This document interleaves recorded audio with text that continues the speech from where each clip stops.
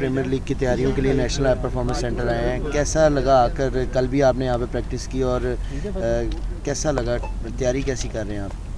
लेकिन मैंने कल भी बोला था कि एनसी एक ऐसी जगह है कि जहाँ एक प्रोफेशनल क्रिकेटर के लिए सबसे अच्छी फैसिलिटीज़ है पूरे पाकिस्तान में।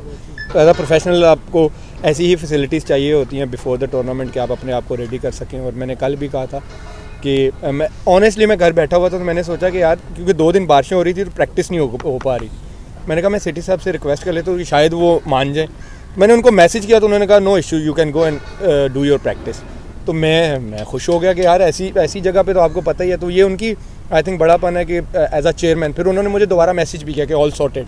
तो ये एक बड़ापन है कि आप अपने प्लेयर्स को इस तरह रिस्पेक्ट देते हैं, जो आई थिंक पिछले सिस्टम में ऐसा नज़र नहीं आया। कुछ प्लेयरों को अगर आप देखें तो उनकी शिकायत है कि जी फ़ोन नहीं पिक हुए, रिप्लाई नहीं किए गए। तो आई थिंक एक इंसान जब पावर में आता है ना तो उसको आई थिंक अपना आप नहीं भूलना चाहिए, क्योंकि जब अल्लाह आपको पावर देता है तो वो ले भी सकता है।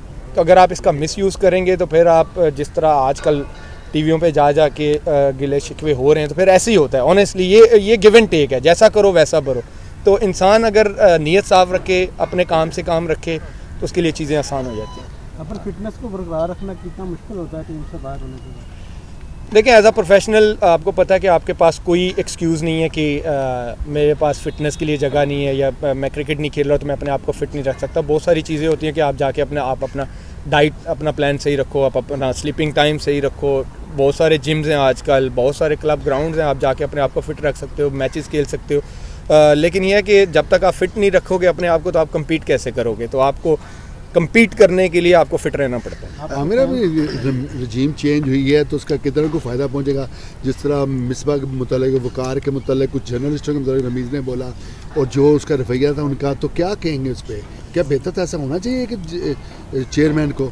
ऑनेस्टली हालांकि वो मुझे लगता है कि बहुत पढ़े लिखे आदमी हैं और उनसे इस तरह की आई थिंक मैं क्या कोई भी नहीं सोच रहा था कि वो इस तरह की मुंह उठा के किसी पे भी इल्ज़ाम लगा दे कि सब बिकाऊ हैं सारा। ये मतलब उनकी बातों से ऐसा लग रहा है कि he is right everybody is wrong. तो ऐसा होना नहीं चाहिए, क्योंकि इफ़ एंड बट्स में हर बंदे का ओपिनियन होता है। किसी को अच्छा लगता है, किसी को बुरा लगता है। 100 बंदे होंगे जो मेरी बात से एग्री नहीं करेंगे, 10 बंदे होंगे जो एग्री करेंगे, किसी को अच्छी लगेगी, किसी को बुरी लगेगी। लेकिन आप जाके सबको कहना कि मैं ठीक हूँ बाकी गलत हैं, ऐसा होता नहीं है, ना ऐसा चलता है पाकिस्तान में। अहमद नजम सिटी साहब ने आपको बहुत ज़्यादा सपोर्ट किया, दोबारा से वो अपने इक़्तिदार में आ रहे हैं, तो क्या तवक्कुआत हैं उनसे? देखिए मैंने पहले भी मैं आपको कह रहा हूँ कि मेरा फोकस जो है BPL है, फिर PSL है कि जब मेरे पास परफॉर्मेंस होगी, मेरे पास फिटनेस होगी तो मैं किसी के पास जाके बात कर सकता हूँ। बगैर परफॉर्मेंस के या बगैर क्रिकेट के मैं किसी को बोलूँ कि हाँ मैं अवेलेबल हूँ, मुझे खिलाओ, ऐसा होता नहीं है। और जब तक PSL ख़त्म नहीं होता मैं अपने आप को देखता नहीं कि मैंने हाँ परफॉर्मेंस दी है तो फिर ही बात बन सकती है। अदरवाइज़ तो बगैर परफॉर्मेंस के या बगैर क्रिकेट खेले हुए तो मैं नहीं कह सकता कि मैं अवेलेबल हूँ। वैसे 2023 के टारगेट क्या है, क्या गोल्स हैं, आप क्या अचीव करना चाहते हो 2023 के? देखिए ये बड़ा ट्रिकी सवाल किया आपने, टिपिकल मीडिया वाला सवाल किया है। 2023 का ये कि PSL आ रही है, इंशाल्लाह PSL में परफॉर्म करूँ, फिर देखते हैं आगे क्या होता है। प्लेयर्स को बिल्कुल क्रिकेट खेलने की इजाज़त नहीं होनी चाहिए और आपके हवाले से सवाल हुआ था, तो आप क्या कहते हैं कि इतने साल गुजरने के बावजूद और चैम्पियंस ट्रॉफी भी जीता आपने पाकिस्तान ने, उसके बावजूद भी ये राय कायम करना दुरुस्त है? देखिए मैंने आपको पहले बोला कि हर बंदे का अपना ओपिनियन है, किसी को अच्छा लगेगा, किसी को बुरा लगेगा, ये उनकी सोच है। उनको लगता है कि किसी को माफ़ी मिलनी ही नहीं चाहिए, ये उनकी अपनी सोच है। कुछ लोग कहते हैं नहीं जी, एक बंदे को चांस मिला है, वो उसने प्रूव किया है, वो सज़ा काट किया है, वो अपना ओपिनियन है। मैं नहीं ये कह सकता कि भाई कि मेरे से पर्सनल कर रही है, उनका ओपिनियन हो सकता है और उनका ओपिनियन है। और हर बंदे को ओपिनियन अगर कोई लिमिट में रह के ओपिनियन दे रहा है तो उसकी रिस्पेक्ट करनी चाहिए। तो आई थिंक मेरे लिए ये है कि मैं अपनी ज़िंदगी में इतना आगे जा चुका हूँ कि रमीज़ भाई की ये जो बातें हैं अब ऑनेस्टली इधर से आती हैं तो इधर से निकल जाती हैं, तो आई हैव नो इश्यूज़। माजी में हमने देखा कि वर्कलोड का बड़ा इशू होता था, जिसकी वजह से आप और वहाब ने जब कहा कि हम T20 खेलेंगे तो बड़ी तनकीद हुई, बोर्ड की जानिब से भी बड़ा ये कहा गया। और अब हमने देखा कि शाहीन, हारिस और उनको बाकायदगी से खिलाकर जो है वो मुख्तलिफ इंजरीज़ का शिकार हुए। क्या आपको लगता है ये इस तरह करना बनता था साबिक मैनेजमेंट का? बिल्कुल नहीं बनता था। आप देख ले आपके वो तीनों जो प्राइम फास्ट बॉलर्स थे वो बेचारे इस टाइम इंजर्ड बैठे हुए हैं। और मैं आई थिंक यूसुफ भाई यहाँ पे खड़े हैं, यूसुफ भाई को मैंने इंटरव्यू भी दिया था कि जब तक आप रोटेशन पॉलिसी नहीं लाएंगे ये बॉलर्स इंजर्ड हो जाएंगे। आप मेरी बात आज नहीं, कल नहीं, साल बाद आपको याद आएगी। फास्ट बॉलर यार वो भी इंसान है, वो मशीन नहीं है, वो इंजर्ड हो सकता है। आप इसकी प्राइम एग्जांपल देख लें, आज हम सारे मार्क वुड को बड़ा अप्रिशिएट कर रहे हैं, यार क्या बॉलिंग कर रहा है, इंजरी के बाद आया, लेकिन आप देखें कि उन्होंने उसको हैंडल कैसे किया है।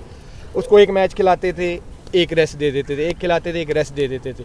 आपके जब प्राइम फास्ट बॉलर होते हैं शाहीन, हारिस, नसीम, तो आपको देखना चाहिए था कि इनको कैसे यूज़ करना है, और उन्होंने ये उनको अच्छा लगे बुरा लगे इन तीनों को उन्होंने मिस यूज़ किया।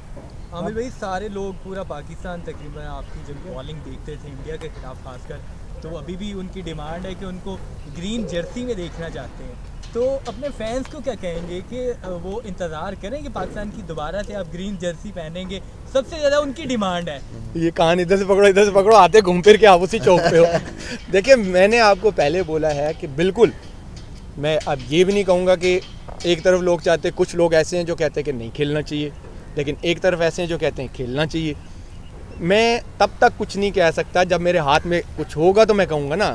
मैंने आपको पहले बोला कि मुझे PSL खेलने दें, मेरी फिटनेस को प्रूव करने दें, मेरी परफॉर्मेंस को प्रूव करने दें, फिर मैं कह सकता हूँ। और अगर उस टाइम पाकिस्तान को ज़रूरत हुई तो फिर बंदा कहता है ना कि हाँ जी ठीक है, मेरे पास परफॉर्मेंस है, मेरे पास फिटनेस है, फिर देखते हैं क्या होता है। होप क्या कर रहे हैं कि होप भी तो होती है ना कि मैं ये कहूँगा। होप फॉर द बेस्ट, हमेशा होप फॉर द बेस्ट।